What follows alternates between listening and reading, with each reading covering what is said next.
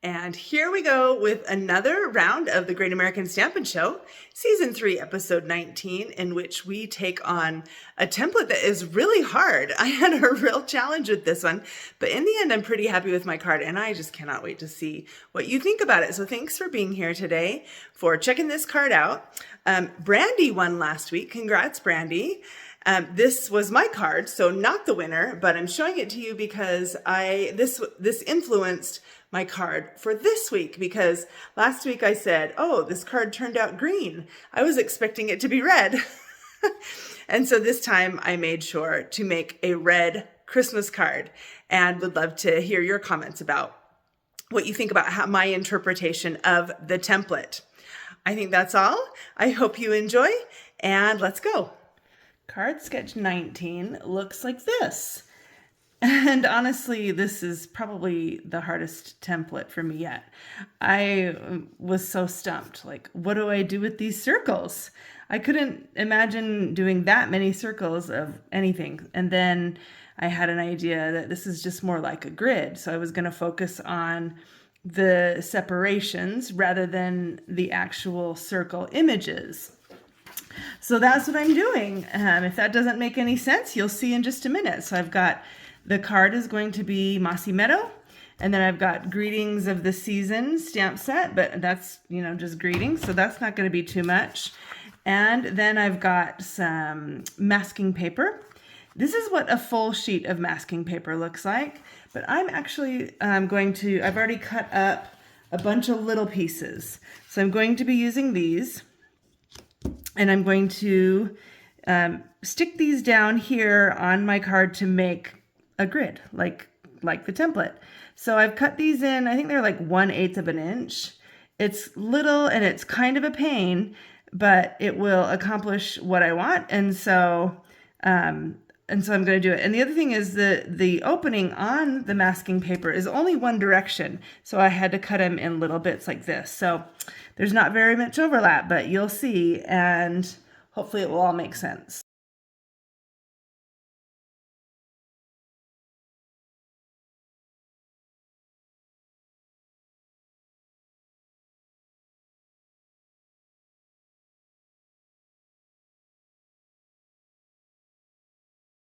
Okay, there you go. This is what I had in mind for a grid. And one thing to note is I am going to be watercoloring, which is going to be interesting, but awesome, hopefully. The masking paper normally sticks like too well to basic white cardstock, but it doesn't overly stick to watercolor cardstock. So that's a real win. Okay, so what I'm going to do now is just take a little dot of cherry cobbler. I don't know. I don't think I need more than that, but I can always add more. And then I've got my water painter, and I'm just going to drip a few drops. Let's see. Maybe I'll do one more since there was a lot. I do have water in my water painter, but I'm using it from a bowl too. I don't know. That's just a comfort thing that I like. Okay. So what I'm going to do is watercolor these in ombre fashion so that it's dark on top and dark on bottom, and then works the way to the middle that's a little bit lighter. And the only thing I really need to worry about is not using too much water, because that will soak the masking paper and kind of make a mess. So I'm going to just kind of go like this, and then not get more, not dip this in more water until I get done with this right here, if that makes sense. Now I'm going to come from this end and do the other way and meet in the middle.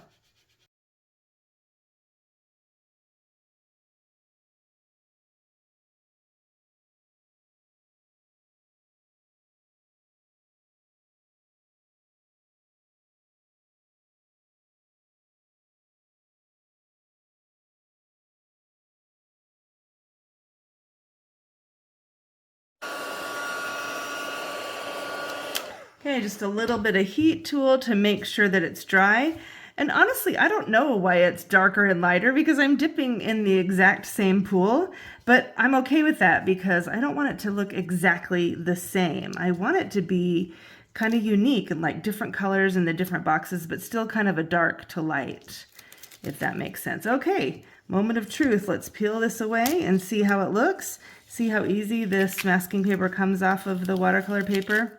It's amazing. I'm so glad I discovered that. And I also don't care that it's all perfect, that they're like these perfect little squares, but the effect is still there of like a window pane or a grid. Let me just peel this all away. And there we go. Okay, where's my template? Let's compare this and see how it looks. I mean, that works, right? 3 by, well, there's 4 circles, but then this centerpiece is another one. So I'll put my greeting and banner right across there. Okay, so fun. So I've got my Mossy Meadow card here. And then for the centerpiece, I'm going to use a little bit of this green and gold and greenery, and I can't remember the official name, but it's a really awesome paper. It has this gold to it, and so I am going to cut out one of the leaf thingies, and then of course in the same pack of paper there's this awesome gold, so I'm going to use a little strip of that. I think this is coming together nicely, so I've got this beautiful piece for some decoration, and while I was at it, I cut out one of the little bells because that can kind of be nice right there. And then this little piece right here. I really love this lighter spot right there, and so I don't want to cover that up. That's one of my key things. And then the other thing I need is a little piece of twine to kind of tie it together. So this is just going to go right there. And then this will go across the middle, and I'm going to do it just a little bit lower because, like I said, I want to keep that bright part showing. And so for this, I want to add a little, like I said, a little twine. So I've got a couple of options, and I'm not sure what to do. I was thinking either I could do linen thread or I've got a little baker's twine, but I didn't have, I don't have a good color. So I actually didn't even look in the catalog to see what color there is. Maybe there is a Mossy Meadow color, but here's a tip and a trick. You can color it with your Stampin' Blends. Probably could color twine with your markers too. I know, I think I've shown before, and others have shown, others in the Great American Stampin Show have shown coloring ribbon and stuff. But a little piece of twine, that's a fun way to do it.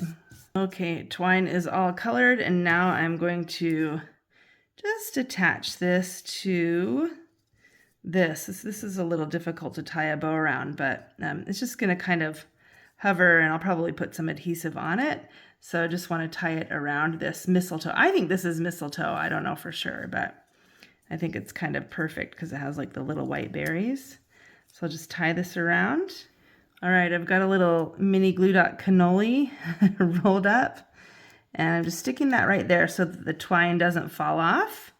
So that's perfect. And now I'm going to just stick down a couple of mini dimensionals to stick this to the card. And then over here I've got my greeting, Happy Holidays, which I cut up pretty small so it fits on top of the gold piece. Okay, so let's put this together. Just putting that a little bit lower right there. And that I'm just sticking straight down, but this right here has dimensionals, so I'll have lots of layers on this card. And let's see. So I'm thinking of just kind of put this over here. Ooh, that bow looks cute. I like it. I was going back and forth between red also, but with that big red background, I thought, you know what, it's probably okay as is. Okay, so if you like this video, let's have a thumbs up. I feel like this is such a unique, cool card. I'm really pleased with it, and I hope you are too. Let me know in the comments what you think about this little grid and how I've adapted the template. You know, as we've always said those templates are just for inspiration. You don't have to follow them exactly. So I really adapted that quite a bit today. And then sign up for my mail list because we've still got several templates to send out, Christmas card templates. Okay, how does this work? I'm trying to think where the right spacing is. Maybe right here, so that you can still see quite a bit of that gold, the gold stars.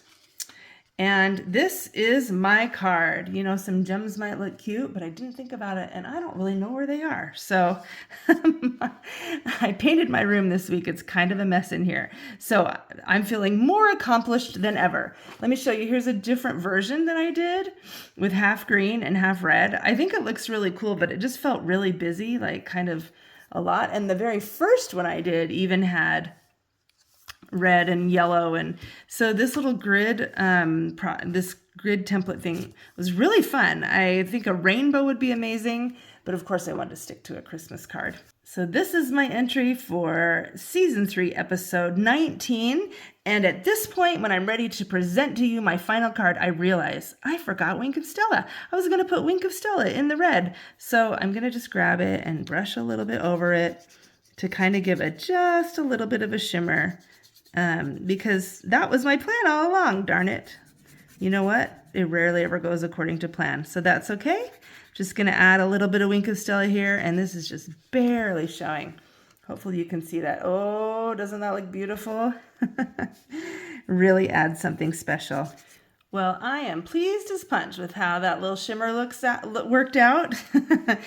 Thank you so much for watching. I really appreciate you spending a little time with me today, and I hope that this has been inspiring in some way. We aim to give you an hour of creative inspiration each week. That's all. See you next time.